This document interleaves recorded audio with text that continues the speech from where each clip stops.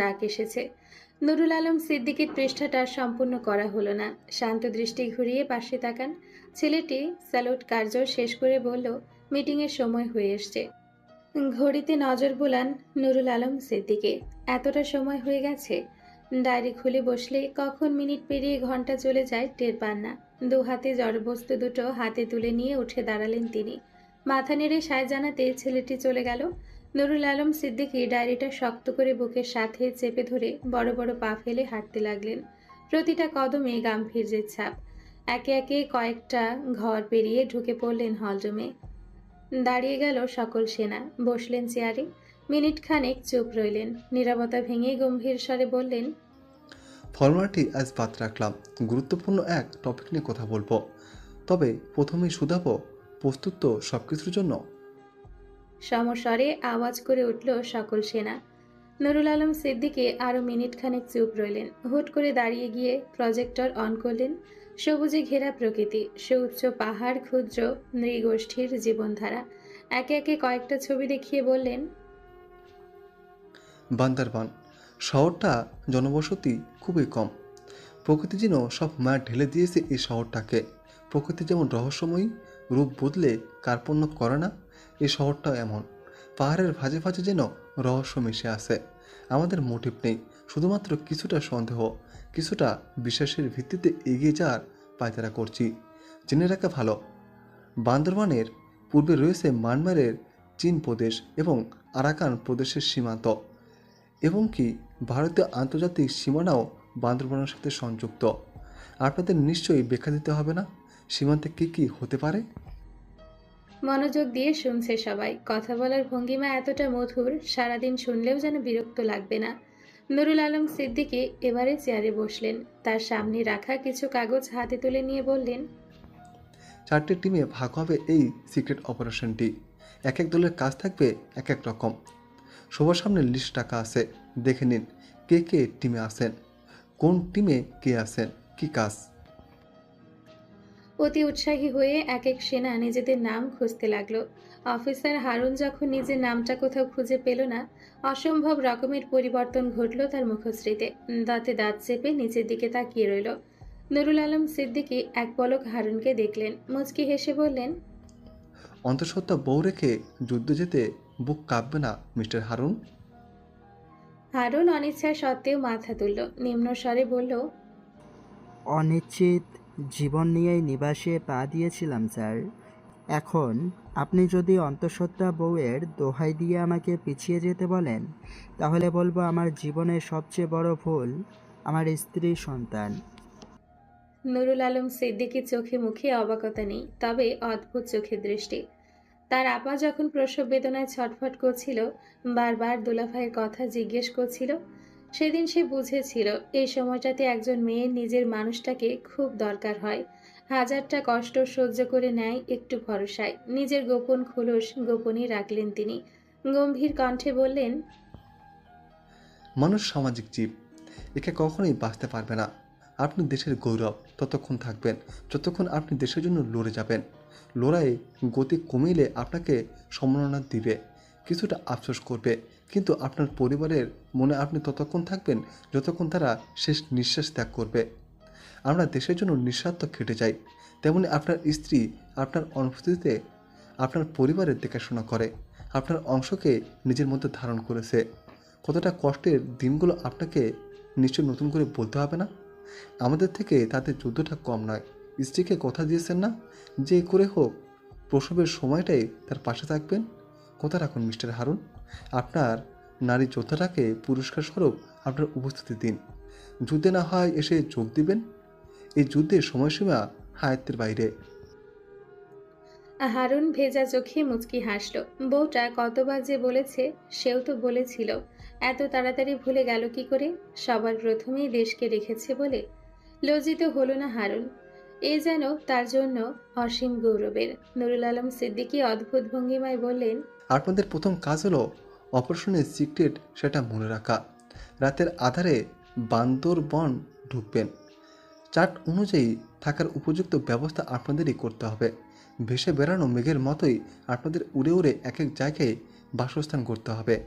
দ্বিতীয় কাজ হলো অফিসার আফিফ মুনতাসির যেন কোনোভাবেই মিশন সম্পর্কে টের না পায়, সে ছুটিতে আছে, থাকুক। তৃতীয় হলো, আপনাদের সামনে বান্দরবান জেলার কিছু সম্মানিত লোকের বিবরণ দেওয়া হয়েছে। নজর রাখবেন, আগ বাড়িয়ে কোনো রকম অস্ত্রের ব্যবহার করবেন না। আপনাকে যদি 3টে চড়ক খেতে হয়, হজম করে নেবেন। মনে রাখবেন, এতে আপনার জন্য মঙ্গল। সর্বশেষ হলো, এই অপারেশনটা বহু পুরনো অনেক রহস্য।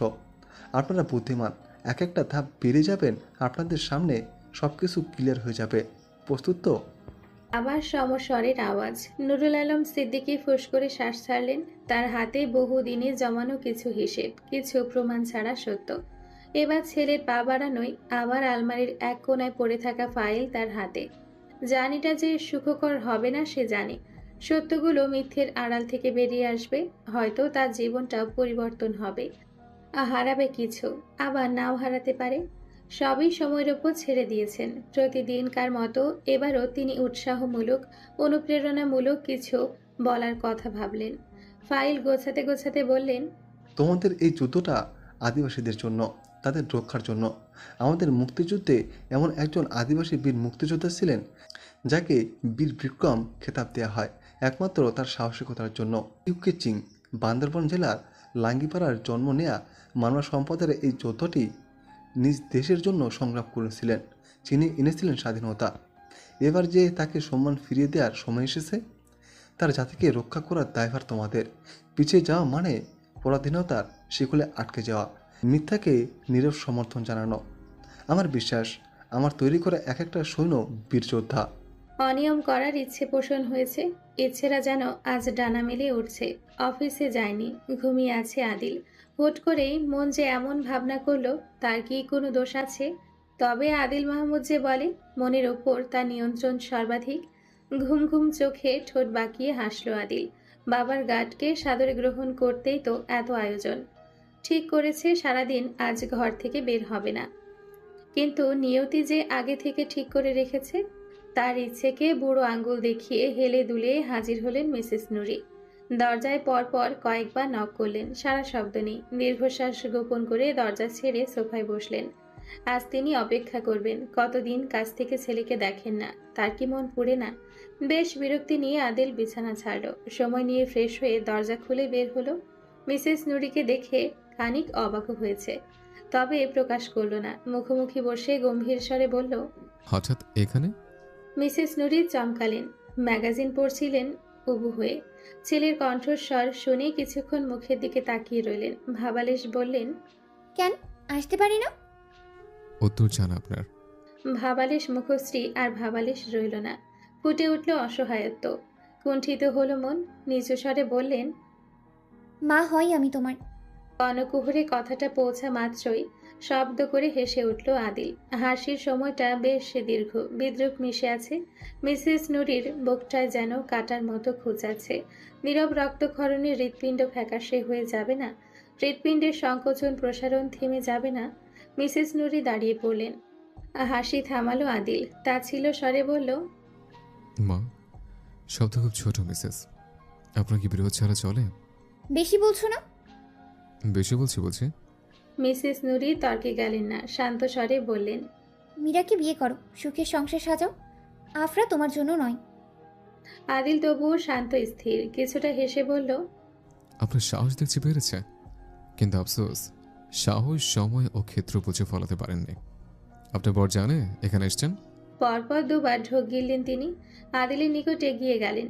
নিচে বসে হাত ধরে বললেন, চোখ খোলো আদিল, চারপাশ ভালো করে দেখো। তোমার আড়ালে কি হচ্ছে খুঁজে দেখো। এসব ছেড়ে মীরাকে নিয়ে সুখের সংসার সাজাও। ভালো থাকো দুজন একসাথে। ক্রোধের অনলে শরীর ঝলসে গেল যেন। রক্তিম চোখ নিয়ে তাকাতেই মিসেস নুরি উঠে দাঁড়ালেন, 2 কদম পিছিয়ে গেলেন। আদিল দাঁতে দাঁত চেপে বলল, আপনার প্রস্থান না ঘটলে আমি অনেক কিছুই করতে পারি। আপনার শরীরে বুলেট বুকে ছুঁড়ে ঢুকাতে আমার হাত কাঁপবে না। আমি হৃদয়হীন।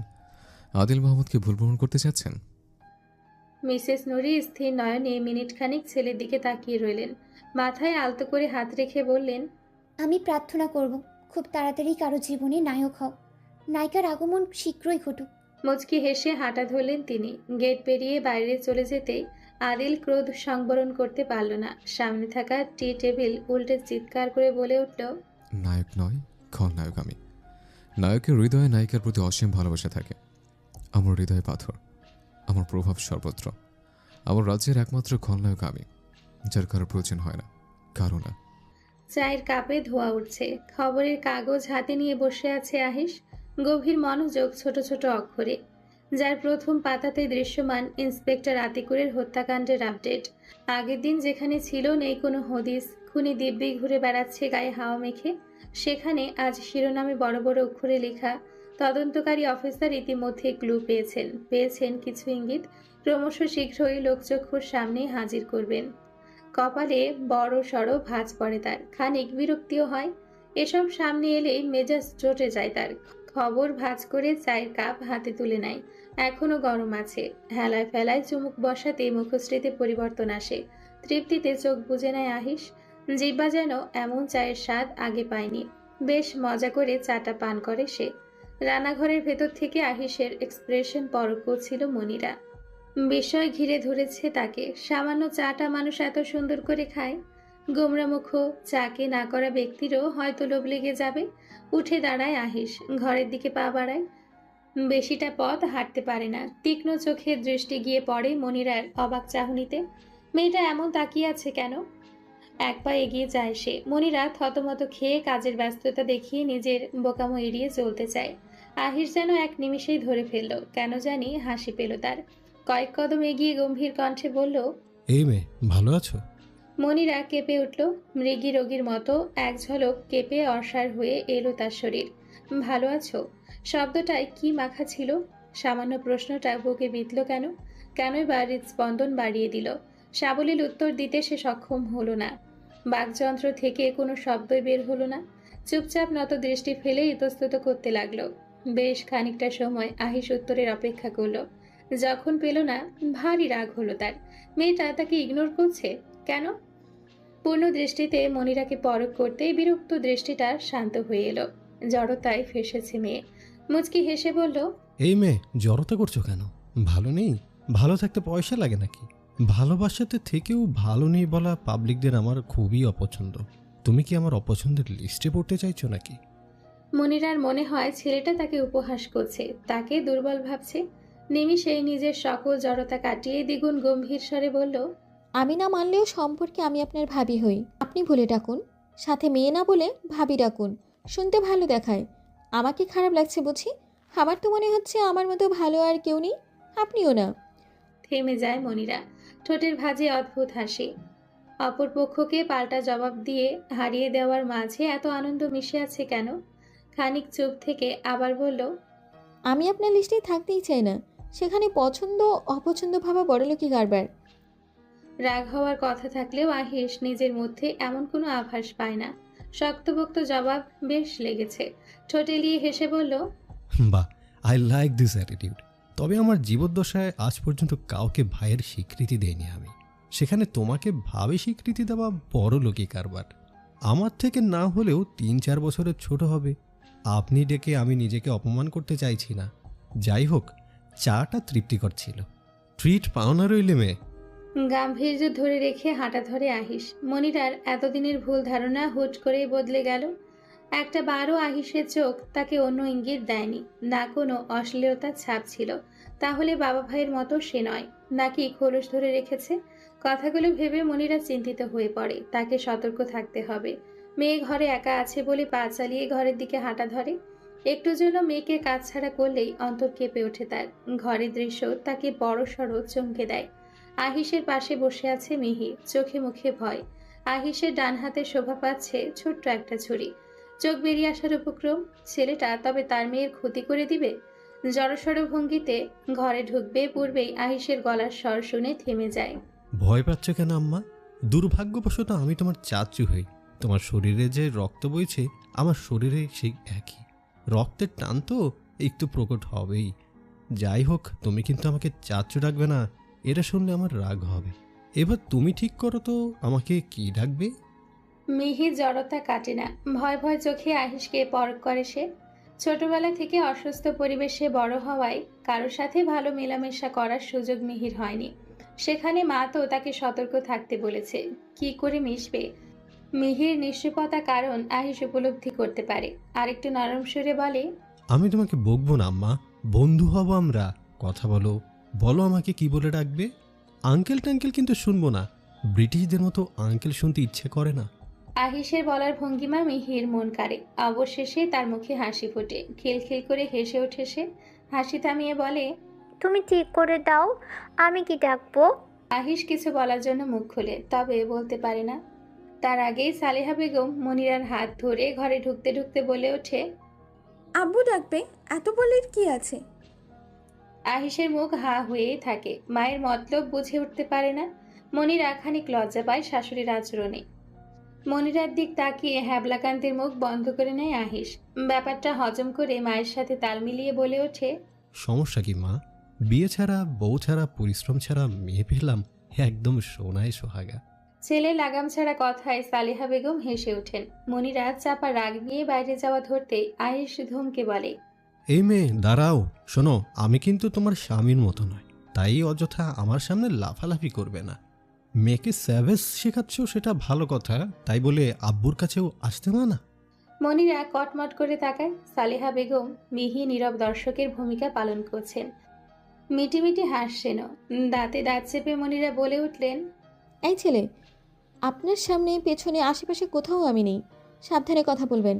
আমার ইচ্ছেতে নিজের মতামত ফলাতে আসবেন না, খুব খারাপ হবে। মনিরা কথাগুলো বলে ঠিকই আহিসকে জবাব দেয়, তবে কাঠিন্যতা দেখিয়ে ঘর ছাড়তে পারে না।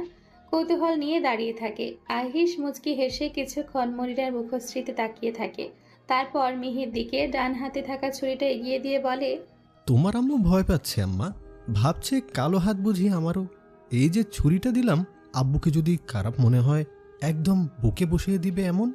ভয় পাবে না, শুধু আব্বুকে নয়, যে তোমার সাথে খারাপ করতে চাইবে নিজেকে প্রোটেকশন দিয়ে নিজেই রুখে দাঁড়াবে। বাকি আব্বু তো আছি, সব সামলে নেবে। কি ভরসাযুক্ত কথা। মিহির চোখ কেমন আকস্মিক প্রাপ্তিতে চকচক করছে। মনিরার দৃষ্টিও কিছুটা নরম হয়, তবে দেখাতে চায় না। হন হন করে ঘর থেকে বেরিয়ে আসে। দৃষ্টিগোচর হতে আহিস শব্দ করে হাসে। সালেহা বেগম ছেলের খুশি দেখে ছলছল নয়নে কতদিন এমন হাসতে দেখেননি। বেরোবে না করেও আজ বেরোলো আদিল।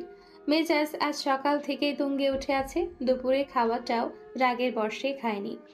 কোনোভাবেই রাগ নিয়ন্ত্রণ আসছিল না তার। ঝটপট রেডি হয়ে অফিসে চলে এসছে। কাজের মধ্যে থাকলে হয়তো কমে যাবে, তবে কমার বদলে বাড়বে আদিল একটু হলেও টের পেয়েছিল। কিন্তু কিভাবে মাথা থেকে বেরিয়ে গেছে বুঝতে পারেনি। আর এই না বোঝাটাই হয়তো ভুল হলো। অফিসের সামনে গাড়ি দাঁড় করাতে কয়েক পা লোক ছুটে এলো গাড়ির দিকে। একজন দরজা খুলে দিল, আরগুলো আদিলকে কভার করে দাঁড়িয়ে গেল। শত্রুর বুলেট তাদের ভেদ করেও যেন আদিলকে ছুঁতে না পারে, এমনই প্রচেষ্টা। রাগে চোখ মুখ রক্তিম হয়ে এলো আদিলের। রাগটা আকাশ ছিল মেলি অবজ্ঞার সূচক হাসিতে। মুষ্টিবদ্ধ হয়ে এলো হাত। কিছুক্ষণ আগে অফিসে এসেছে মীরা চাকরির আবেদন করতে। তার ইদানিং আদিলের সাথে থাকতে বেশ লাগছে, তবে হুট করে এমন বিনোদন পাবে কল্পনাও করেনি। তার একটা গুলি খেয়ে আদিল মাহমুদের প্রটেকশনের জন্য কয়েক পাল মানুষ লাগবে, এরকমটা ভাবতে গেলেও যেন মাথা ঝনঝন করে ওঠে। হাসিগুলো বাঁধন ছাড়া উপচে পড়ছে। বেশিক্ষণ সেই হাসি ঠোঁটের ভাঁজে টিকিয়ে রাখতে সক্ষম হলো না সে। কেউ আকস্মিক তার মুখে বন্দুকের নল ঢুকিয়ে দিল। ঘটনাটা সে স্বাভাবিকই নিত যদি বন্দুক দিয়ে শরীর স্পর্শ করা লোকটা আদিল হতো, কিন্তু না। কয়েক পাল চামচার মধ্যে সুদর্শন ভয়ঙ্কর ধরনের একজন এমন উদ্ধত করতে পেরেছে। মুহূর্তেই ক্রোধ যেন দলা পাকিয়ে মস্তিষ্কে বাড়ি খাচ্ছে। মুখশ্রীতে কঠোরতা এনে তীক্ষ্ণ চোখে ছেলেটার দিকে তাকায় মীরা। ছেলেটা মীরাকে নিহাত হেলায় ফেলায় নিয়ে গৌরবে হাসে। মীরা এক পলক এলোমেলো দৃষ্টি ফেলে আদিলকে পরখ করে। স্বাভাবিক শান্ত চোখে দেখছে সে, অথচ কিছু বলছে না। মীরা খুব করে চাইছে আদিল কিছু বলুক। শার্টের আড়ালে লুকিয়ে রাখা বন্দুকটা বের করে ছেলেটার কপাল বরাবর শুট করুক। এরকম চাওয়ার কোনো মানে সে খুঁজে পেল না একরত্তি স্বস্তি। কেমন এক অস্থিরতা তাকে কাবু করে নিচ্ছে। মীরা এক্সপ্রেশন দেখে ছেলেটি আবার বিজয়ী হাসল, বলল, কে আপনি? হাসছেন কেন? স্যারের সামনে এভাবে হাসার সাহস হলো কি করে? পানের মায়া নাই? এই চেক কর মেয়েটাকে, দেখ সন্দেহজনক কিছু আছে কি না। মীরার ভীষণ হাসি পায় এবার। তাকে কেউ প্রশ্ন করছে। প্রাণের মায়া নেই, অথচ স্ব জীবন নিয়ে ছিনিমিনি খেলতে তার মায়া কেন, সহানুভূতিও হবে না। ছেলেটি কথাটা শেষ করেই বন্দুক সরিয়ে নিয়েছে। দুটো লোককে এগিয়ে আসতে দেখে মীরা ভ্রুযুগল কুচকে দাঁতে দাঁত চেপে বলল, মেয়েদের বডি পার্টসগুলো বেশ ভালো লাগে, রাইট? শরীর উত্তেজনা ছটফট করে, রাইট? আয়া দেখে যা, তোদের তো চরিত্র গোবরের মতোই পবিত্র, চরিত্রহীন। মীরা কথাগুলো গার্ডসদের বলছিল ঠিকই, তবে তার দৃষ্টি ছিল আদিলের চোখে। মীরার কথায় আদিল চোখ বুজে নেয়। রাখতে সে চাইছে না এখন, কিন্তু মেয়েটা যে পণ করেই এসছে। গম্ভীর কণ্ঠে গার্ডকে কিছু বলবে, তার আগে এই দুটো গার্ডকে মীরার ব্যাগের দিকে হাত বাড়াতে দেখে কুচকানো ভ্রুযুগল আরো কুচকে যায়। হুঙ্কার দিয়ে বলে উঠল, স্টপ দিস। মীরা হাসে। আদিলের রাগে মুখশ্রী দেখে হাসি চওড়া হয় তার। হুট করে ছেলেটার হাত থেকে অন্য মনস্কতার সুযোগ নিয়ে রিভলভার ছিনিয়ে নেয়। ছেলেটির চমকে কিছু বলতে চায়। পূর্বের ঘটনাটা রিপিট হয়। ভয়ে থরথর করে কেঁপে উঠল ছেলেটি। ট্রিগারে একটা চাপ, তার জীবন শূন্যে। মীরা হেসে বলে, তোর আর আমার মাঝে পার্থক্য এটাই, তুই কাজ অর্ধেক করেই বিজয় উল্লাসের মতো মত্ত হোস, আর আমি কাজ সমাপ্তির পর। কথাগুলো বলে আদিলের দিকে তাকায়, তাচ্ছিল্য করে বলে ওঠে, যে নিজে প্রোটেকশন দিতে পারে না সে আপনাকে দেবে কেমন করে? মুখ থেকে বন্দুক বের করে ছুঁড়ে মারে মাটিতে। রাগ নেই এখন, সামান্য প্রতিশোধ নিতে পেরে আনন্দ হচ্ছে। আনন্দটাকে বাড়িয়ে দিতে ন্যাকামো সুরে বলল, দেখুন না আদিল, আমাকে আপনার কাছে যেতে দিচ্ছে না, এরা ভীষণ পচা। সুমকো ন্যাকামোটা একদম পছন্দ হয় না আদিলের। চোখ রাঙিয়ে হনহন করে হেঁটে চলে যায়। মীরাও আদিলকে অনুসরণ করে পিছু নেয়। গার্ডরা এবার কিছু বলতে পারে না, বলারও কিছু নেই। তবে অপমানিত হওয়া ছেলেটি সমান ক্রোধে আড়ালে চলে যায়। ফোন বের করে কাউকে ফোন দেয়। প্রথমবার কেটে যায়, দ্বিতীয়বার রিসিভ হয়। কোনো রকম ফর্মালিটি না করে ছেলেটি বলে উঠল, মেয়ে দুর্দান্ত সাহস, ভাল লাগছে, ওরে আমি চাই। অপর পাশ থেকে হাসির শব্দ। লোকটি হাসতে হাসতে বলে ওঠে, ভাল লাগছে তো আমারও। তেজ দেখে মনে হয় আগুন। যে মেয়ে আদিল মাহমুদের অফিসে ঢুকে তারই কেবিনে দাঁড়িয়ে তারই শরীরে বুলেট নিক্ষেপ করতে পারে, মামুলি ভাবছো তাকে? বদমাইশি আলাপ বাদ দাও। আদি বুঝতে পারলে একদম গলা কেটে রেখে দেবে। তার শিকারে কারো নজর বরদাস্ত করবে না, সাবধান। মাথা গরম করো না চাচা, তোমার পোলারে আমি এক চুল পরিমাণও ডরাই না। যেহেতু ভাল লাগছে সেহেতু শিকারের মালিক চেঞ্জ হয়ে গেল। ফোন কেটে দেয় ছেলেটি। মুখে বাঁকা হাসি ধরে রেখে অফিসের ভেতর ঢুকে পড়ে। অপর পাশে থাকা অনল মাহমুদ বিকট শব্দে হেসে ওঠে। হাসতে হাসতে চোখে পানি আসার জোগাড়, তবুও হাসি থামে না। নতুন এক হিংস্রতর খেলা দেখার আশায় মন আনচান করে ওঠে। লাঠি ভাঙলেও তার লাভ, না ভাঙলেও তার লাভ। ভয় কি? আম্মু তাড়াতাড়ি এসো না, সময় নেই একদম। আফিরের উঁচু কণ্ঠস্বর। কামিনী বেগম ঘর থেকে বেরিয়ে আসেন। ছেলেকে দেখে মিষ্টি হেসে এগিয়ে যান। শার্ট ইন করে পরায় ফর্মাল লাগছে। গম্ভীরতার ছাপে কতটা সুদর্শন লাগছে তার ছেলে কি জানে? জানলে হয়তো কোনো একটা মেয়েকে অন্তত পাত্তা দিত। আর কত একা থাকবে? বয়স তো 29-এর কোঠায়। সঙ্গী নির্বাচন করতে হবে না? ঠিক করলেন আজ ঠিক সন্ধেবেলায় কথাটি তুলবেন। প্রকৃতির সৌন্দর্যে নিশ্চয়ই ছেলে হুটহাট রেগে যাবে না। সুযোগটাকে কাজে লাগাবেন তিনি। মায়ের ভাবনা মিশ্রিত মুখের দিকে তাকিয়ে আফিফ হালকা হাসল। গলা উঁচিয়ে আবার বলল, এই জিয়া, তুমি আসবে নাকি তোমাকে রেখেই চলে যাব? টাইম ওয়েস্ট আমি একদম পছন্দ করি না, তোমার জানার কথা। জিয়া কথা বলে না। আফিফ বিরক্তি নিয়ে হাঁটা ধরবে, কামিনী বেগম হাত ধরে আটকে দেন। মায়ের ওপর কথা বলতে পারে না সে, তাই একরাশ বিরক্তি নিয়ে চুপচাপ দাঁড়িয়ে রইল। জিয়াউল বের হলো আরো মিনিট 2 পর। হাতে বড় সড়ো 3টে ব্যাগ, দেখে বেশ ভারী মনে হচ্ছে। আফিফ তীক্ষ্ণ দৃষ্টিতে ব্যাগগুলো পরখ করে কিছু বলবে, তার আগেই জিয়াউল তড়িঘড়ি করে বলল, স্যার, সবগুলো আমার কাপড়, ঘুরতে যাচ্ছে, বুঝতে পারছেন। মিনিটে মিনিটে চেঞ্জ করব। একটা আদিবাসী পছন্দ হলে বিয়ে সেরে বাড়ি চলে যাব। একদম সত্য কথা স্যার, বিশ্বাস না হলে চেক করুন। এক নাগারে কথাগুলো বলে জিয়াউল সবগুলো দাঁত বের করে হাসলো। আফিফ আর ঘাটল না, বিরক্তি দৃষ্টি নিক্ষেপ করে হাঁটা ধরল। জিয়াউল হাঁপ ছেড়ে বাঁচল যেন। শার্ট আলগা করে ভয় মিশ্রিত মুখে বুকে থুতু দিয়ে ফুস করে নিঃশ্বাস ছাড়ল।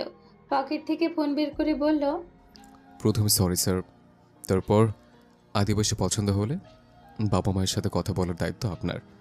তারপর আমার জীবনের টানাটানের জন্য আপনার ছেলের নামে জিডি করব, স্বাক্ষর করে দেবেন। এখন রাখছি স্যার, বেঁচে থাকলে আবার কথা হবে। নুরুল আলম সিদ্দিকীকে কিছু বলার সুযোগ না দিয়ে ফোন কেটে দৌড় দিল জিয়াউল। আবার না তাকে রেখেই চলে যায়। জিয়াউল গাড়িতে উঠতে গাড়ি স্টার্ট দিল আফিফ। আঁকাবাঁকা পথ ধরে ছুটে চলল নতুন কোনো সৌন্দর্যের খোঁজে। এবার যাচ্ছে নীলাচল। বান্দরবান শহর থেকে মাত্র 5 কিলোমিটার দূরে সমুদ্রপৃষ্ঠ থেকে প্রায় 2000 ফুট উচ্চতায় টাইগার পাহাড়, পাহাড়ের ওপর অবস্থিত নীলাচল। নীলাচল টাইগার হিল নামেও পরিচিত। নীল সাদার অপরূপ মেলবন্ধন দেখতেই তো ছুটে যাওয়া। যাত্রা সুখের হোক। আধা ঘন্টা ধরে নখ কামড়ে যাচ্ছে নাদিয়া। ক্যাফেতে বসে আছে সে। সম্মুখে বসে ভ্রুকুচকে নাদিয়াকে দেখে যাচ্ছে আফরা মীরা। মেয়েটা হুট করে ডেকে নিয়ে এসছে, তার উপর এমন অস্থিরতা। নীরবতা ভেঙে আফরা গম্ভীর কণ্ঠে শোধালো, এমন করছো কেন তুমি? কি জন্য ডেকেছো বলবে তো? চলো না কোথাও ঘুরতে যাই। ক্যাফে এসেও তোমার ঘোরা হয়নি? মীরার সন্দেহী কণ্ঠ। থতমত খেয়ে গেল নাদিয়া।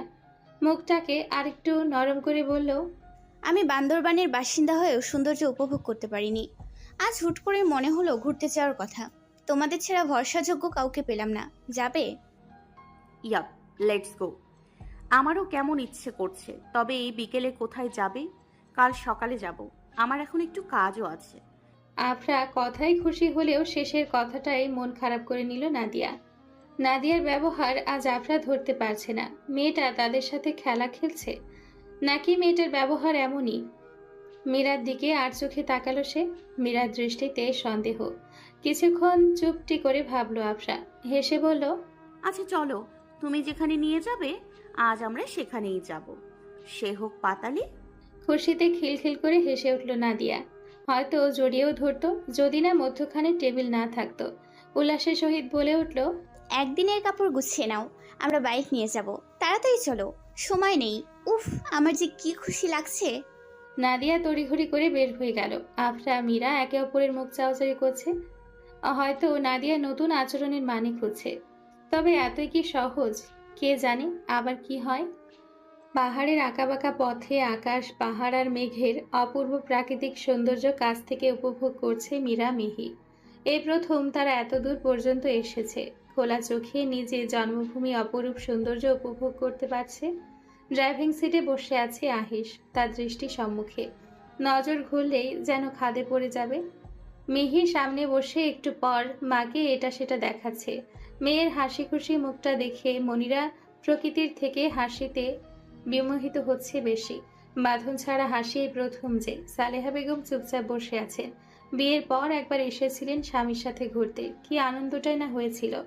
এই যে বাড়ি ফিরে ঘরবন্দি হলেন, এরপর বাড়ির রোদ বৃষ্টি দেখতেও কসরত করতে হতো। আজ কাজ থেকে প্রকৃতির উদারতা দেখেও যেন শান্তি পাচ্ছেন না। মনের মধ্যে বন্দি দশার করুণ দৃশ্যগুলো ভাসছে। মিররে মায়ের মুখভঙ্গি পরখ করছে আহিস। একটু হলেও হয়তো বুঝতে পেরেছে। গম্ভীর স্বরে বলল, অতীত তোমাকে শুধুই কষ্ট দেবে মা। অগোছালো অতীত না ভেবে সাজানো গোছানো বর্তমান নিয়ে ভাবো। এই যে তোমার পাশে তোমার মেয়ে বসে আছে, যে তোমাকে সবচেয়ে বেশি ভরসা করে, এই যে ছোট্ট নাতনি তোমার, যে তোমাদের দুজনের আশ্রয়ে বেঁচে আছে, ওদের দুজনের কথা ভেবে বর্তমানে হাসি খেলে কাটিয়ে ভবিষ্যৎ সুন্দর করো। দুঃস্বপ্ন ভেবে ভুলে যাও না সবকিছু। কালো রাতের কালো থাবা আজ বহুদূরে। তিনজনই আহিসের কথা মনোযোগ দিয়ে শুনল। সালেহা বেগমের যেন এক ছুটে মনটা ভালো হয়ে গেল। ছেলেটা এত গুছিয়ে কথা বলতে পারে, মন ভরে যায়। হাসলেন তিনি। হাসল না মনিরা। ভ্রু উঁচিয়ে বলল, আর আপনি আপনি নেই? আর চোখে মনিরাকে দেখার চেষ্টা করলো আহিস।